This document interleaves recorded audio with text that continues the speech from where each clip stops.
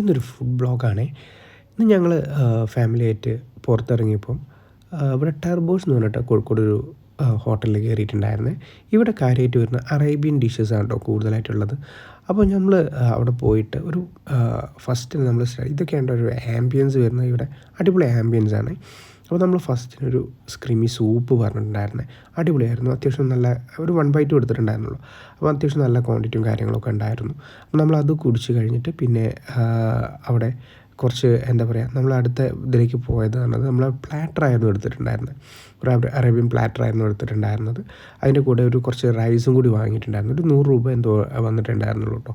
Platter ഇതായിരുന്നു കേട്ടോ വാങ്ങി. അപ്പോൾ അതിലെല്ലാ പീസസും കബാബും കാര്യങ്ങളും ഒക്കെ ഉണ്ടായിരുന്നു കേട്ടോ.